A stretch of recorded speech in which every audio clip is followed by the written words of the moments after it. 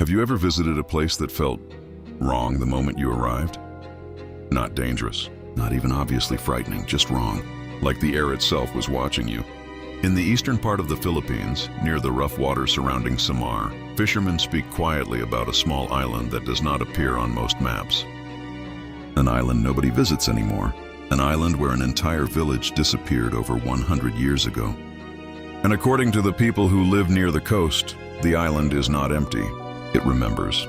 This story begins with three friends who didn't believe in ghost stories, and by the time they realized the truth, it was already too late. Miguel loved haunted places, abandoned hospitals, forgotten mansions, old war tunnels. If people believed a place was cursed, Miguel wanted to film it. His YouTube channel had grown quickly because of that curiosity. People loved watching him explore places others were too afraid to enter. So when he heard whispers about a mysterious abandoned island near Samar, he immediately wanted to investigate. According to locals, a fishing village once existed there long ago. Families lived there peacefully. Children played on the beach. Boats lined the shore, but one night everything changed. A violent storm struck the island without warning. Thunder roared across the ocean. Lightning split the sky for hours. The storm lasted until morning, and when fishermen from the mainland returned to check on the villagers, they found something impossible. Every house still stood, food sat on tables, clothes hung on lines outside, but the people were gone. All of them, no bodies, no signs of struggle, just an empty village frozen in time.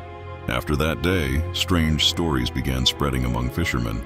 At night, lights sometimes flickered on the island, voices carried across the water, and sometimes boats returned with deep scratches on their sides, as if something had tried to climb aboard. Miguel loved stories like this, but his two friends were less excited. Carla crossed her arms when he told them about the island. "You seriously want to go there?" Miguel smiled. "Of course." Paolo shook his head slowly. "I grew up hearing stories about places like that," he said. "Old stories usually exist for a reason." Miguel laughed. "That reason is usually imagination. But sometimes imagination is just the human mind trying to understand something far worse." 2 days later, they found someone willing to take them there. An old fisherman named Mang Isco. His small wooden boat waited quietly near the dock, rocking gently in the waves. But when Miguel mentioned the island, the old man's expression changed immediately. "You don't want to go there," Mang Isco said. Miguel smiled politely. "We'll pay extra." The fisherman stared at the sea for a long moment before speaking again. "Young people always think fear is entertainment." Carla leaned closer. "Why is everyone afraid of the island?"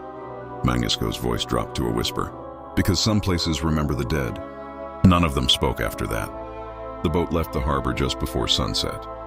The ocean was calm, but the sky had begun turning a deep orange as the sun slowly disappeared beyond the horizon. For nearly an hour, they traveled across open water.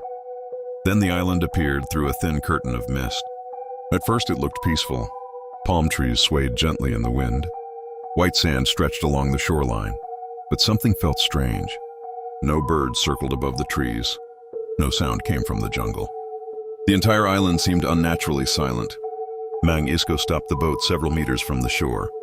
"I will wait here," he said. "For 3 hours," Miguel nodded. "That's plenty of time." The fisherman grabbed his arm before he stepped off the boat. "If you hear voices calling your name," the old man said quietly, "do not answer."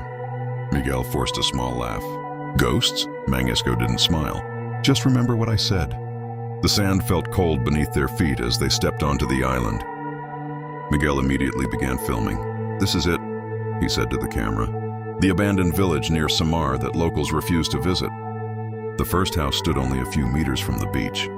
Its wooden walls were dark with age, but it was still standing. Carla pushed the door open slowly.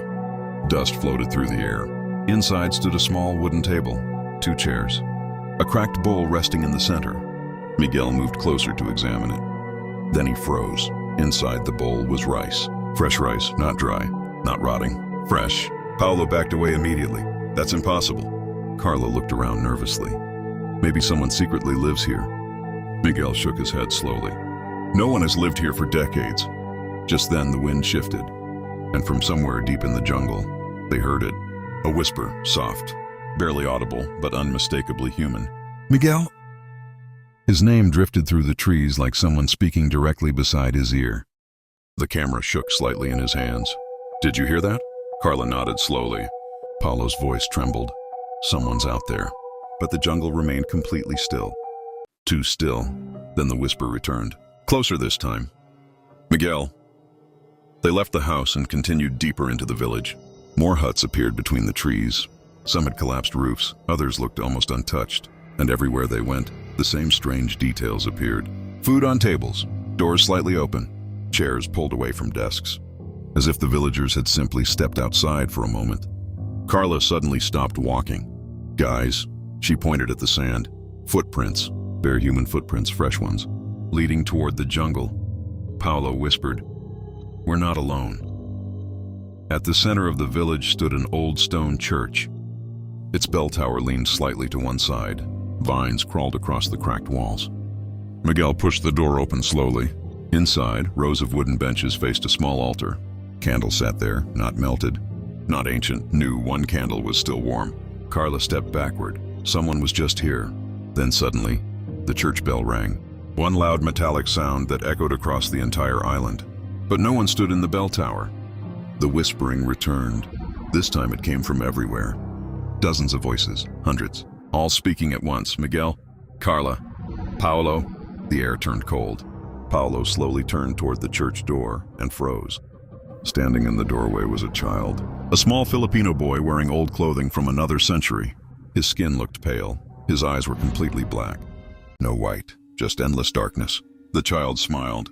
And behind him, more figures appeared. Villagers. Dozens of them. Men, women, children, all pale, all silent, watching. Miguel whispered one word. "Run." They sprinted through the village as the sky darkened unnaturally fast. The whispers became screams. Footsteps followed them from every direction. Paulo looked back once. The villagers weren't running. They were gliding across the ground. "Faster, closer." Carla pointed toward the ocean. The boat. Mangisco waited near the shoreline, but he wasn't waving. He was staring at something behind them with pure horror. Because when they reached the beach and turned around, the entire village had followed. Hundreds of ghostly figures now stood along the shoreline, watching, and among them, the child. Still smiling, still whispering, "You shouldn't have come." Mangisco dragged them onto the boat and started the engine immediately. The island slowly faded into the distance. No one spoke for several minutes. Finally, Miguel checked his camera. The footage should have been incredible, proof of everything they had just seen. But when he played it back, the screen showed something impossible. 3 friends walking through an empty village. No footprints, no villagers, no child, just silence. Carla whispered, "But we saw them." Mangisco stared back at the island. "That place shows people what it wants them to see." Paulo asked the question no one wanted to think about. "Then why did it let us leave?" The fisherman looked at him carefully. "Because the island didn't want all of you." Miguel frowned. "What do you mean?" But before anyone could answer, Paulo noticed something strange. Only 2 shadows moved across the deck. "Carla, Paulo." Miguel looked down at his feet and realized he no longer had one. Somewhere in the distance, hidden within the mist, the whisper returned. "Miguel," and far out at sea, the faint outline of a 4th shadow slowly appeared on the island's shore. For several seconds, no one moved. The engine of the boat hummed softly as Mangisco steered them away from the island, but the sound felt distant, like it belonged to another world. Miguel kept staring at the wooden floor of the boat. Carla's shadow stretched beside her. Paulo's shadow moved with the swaying lantern, but Miguel's feet stood in empty light. No shadow, no reflection. "Nothing, Miguel," Carla whispered. Her voice trembled. "You're scaring me." Miguel forced a laugh, but the sound came out dry and hollow. "It's just the angle of the light," he said. But deep inside, he already knew that wasn't true. Mangisco slowly turned his head toward him. The old fisherman's eyes were filled with something that looked very close to pity. "You heard the voices on the island," he said quietly. Miguel nodded, and one of them called your name first. Paulo swallowed hard. "What does that mean?" Mangisco didn't answer immediately. Instead, he stared out at the dark ocean. "When the storm took the village long ago," he said finally, "the people didn't simply disappear." Carla leaned forward. "Then what happened to them?" The fisherman's voice became almost a whisper. "They became part of the island." Mangisco had heard the full story from his grandfather many years ago. According to the old fisherman, the storm that destroyed the village was not natural. It began with strange dreams. Villagers started dreaming about voices coming from the jungle, voices that promised secrets, voices that promised power. The dreams spread from person to person like a sickness. Soon the villagers began wandering into the forest at night. No one knew what they were doing there. Then the storm arrived. But instead of leaving the island, the villagers walked directly into it. Lightning struck the jungle again and again. The sky turned black. And by morning, the village was empty. Mangisco looked directly at Miguel. "The island does not kill people," he said softly. "It keeps them." Miguel felt cold. "So what happens to the people it keeps?" The fisherman's expression darkened. "They wait." "For what? For someone new?" Carla suddenly gasped. "Look." She pointed toward the water behind the boat. At first, Paolo thought it was just the waves. But then he saw it. A shape moving beneath the surface, following them, long, dark, silent. The shape circled the boat slowly before disappearing into the deep water. Paolo whispered, "What was that?" Mangisco didn't turn around. "It's making sure the island's choice reaches shore." Miguel's heart began pounding. What choice? But the fisherman refused to answer. When they finally reached the mainland harbor, the sky had turned completely dark. Small lights glowed from houses along the coastline. Normal life, normal people. The familiar sounds of evening conversations and distant music floated across the docks. Everything felt peaceful again, too peaceful. Miguel stepped onto the wooden pier. For a moment he thought everything was fine. Then he noticed something strange. The dock lights cast long shadows across the ground. Carla's shadow moved beside her. Paolo's shadow stretched across the wood. But Miguel still had none. The light passed straight through him. Paolo grabbed his arm. "We need to tell someone about this." Mangisco shook his head immediately. "No, why not?" Carla asked. The fisherman looked toward the ocean again. "Because the island will hear." They stayed at a small guest house near the harbor. None of them slept. Every time Miguel closed his eyes, he heard whispering. Not loud, not threatening, just soft voices drifting through his thoughts. Around midnight, Miguel sat up suddenly. "Do you hear that?" Carla and Paolo froze. The whispering had returned, but this time, it wasn't coming from outside. It was coming from Miguel. The voices were slipping out of his mouth as he slept. Dozens of them speaking different words, different languages, different voices. Some old, some young, some crying, some laughing. Carla shook him awake. Miguel gasped. "What happened?" Paolo looked terrified. "You were talking." "What did I say?" Paolo hesitated. "You kept repeating one sentence." Miguel's stomach tightened. "What sentence?" Paolo whispered the words slowly. "The island is waiting." Just before sunrise, something strange happened. Miguel stood near the window looking toward the ocean. As the first sunlight touched the ground, a shadow appeared beneath his feet. But it wasn't normal. Instead of copying his movements, the shadow moved differently. Slowly, as if it were stretching, breathing, watching. Miguel stepped back. The shadow did not. Carla saw it too. "Oh my God!" The shadow turned its head toward her, even though Miguel hadn't moved. Then it faded as the sunlight grew stronger. Paolo finally said the words they had all been avoiding. "The island didn't let you go." Miguel felt the whispering return inside his mind. "It didn't want me to stay either." Carla frowned. "What do you mean?" Miguel looked toward the ocean. "I think it wants me to bring people back." The room fell silent. Outside, fishermen were preparing their boats for another day at sea. Normal life continued, but something had changed.